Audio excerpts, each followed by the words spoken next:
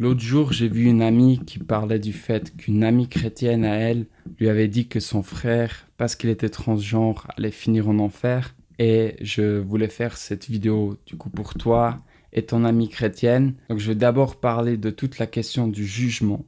Ensuite, je vais nous donner quelques clés pour mieux avoir ce genre de discussion entre chrétiens et partisans LGBTQ. Et à la fin, un message, je crois, le cœur de Dieu pour ton frère. Je pense qu'on mélange souvent qui et quoi nous devons juger. Dans 1 Corinthiens 5, Paul il est très clair. En fait, nous les chrétiens, on doit juger ce qui se passe dans l'église. Si un frère ou une sœur vit dans le péché, il faut le reprendre avec gentillesse pour qu'il reprenne le chemin qui honore Dieu. Par contre, c'est à Dieu de juger le monde extérieur, le monde en dehors de l'église. Et je pense qu'au lieu qu'on s'examine nous-mêmes, souvent ce qu'on fait, c'est qu'on juge justement le monde. Ceci dit, je pense que l'Église doit avoir une voix prophétique sur ces sujets.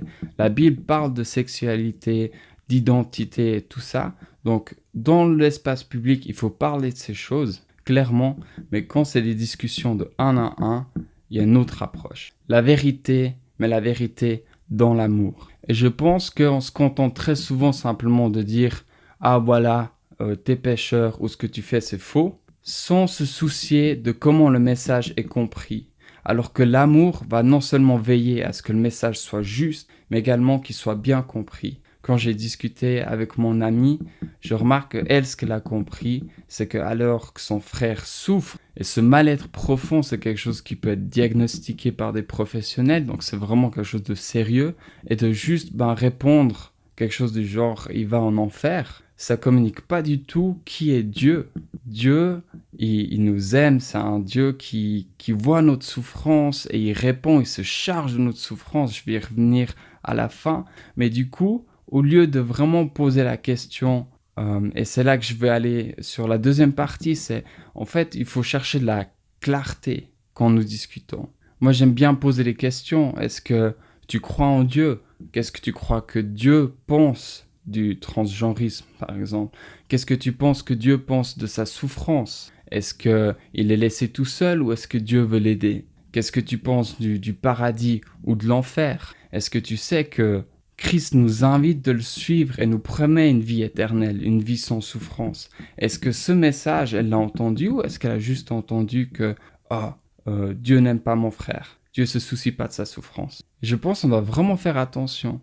Deuxième point que j'aimerais prendre ici, c'est qu'il y a un facteur qui ne nous facilite pas la communication. Il y a deux notions ou définitions qui ne nous facilitent pas le dialogue entre chrétiens et LGBTQ parce qu'on a des visions totalement différentes sur ces choses. La première, c'est l'identité ou l'identité sexuelle. La deuxième, c'est le rapport avec la vérité ou la réalité. Je m'explique. Dans notre société, pour beaucoup, comment je me sens, c'est qui je suis. Et c'est ce qui va faire mon identité. Donc un homme, par exemple, qui dit « je suis né dans le mauvais corps et je suis une femme », ça va être son identité. C'est comme ça qu'il va percevoir la réalité. C'est sa réalité à lui, c'est sa vérité à lui. Et du côté chrétien, on va se dire qu'il y a une vérité objective ou quelque chose qui est en dehors de nous.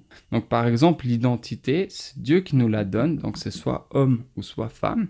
Et en fait, c'est pas ce que tu ressens qui la détermine, mais c'est ce que Dieu a déclaré.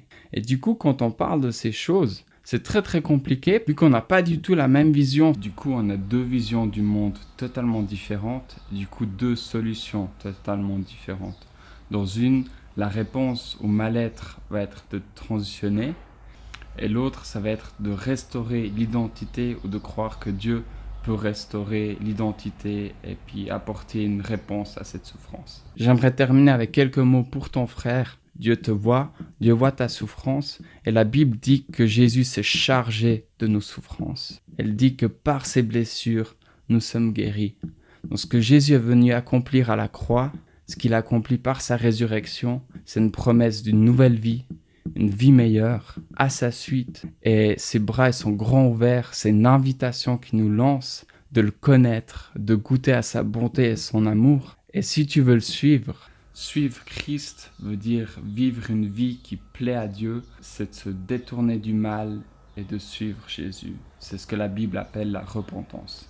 Il y a une place dans le paradis à ses côtés et c'est ça que je souhaite. Je souhaite que tu puisses rencontrer Dieu, que tu puisses goûter à son amour et à sa bonté. Je ne nie pas du tout la réalité ou l'existence de l'enfer, mais Jésus, il nous sauve de ça parce qu'on devrait tous subir la condamnation éternelle, mais il nous épargne ça. C'est pour ça qu'il est allé sur la croix, pour qu'on puisse vivre avec lui.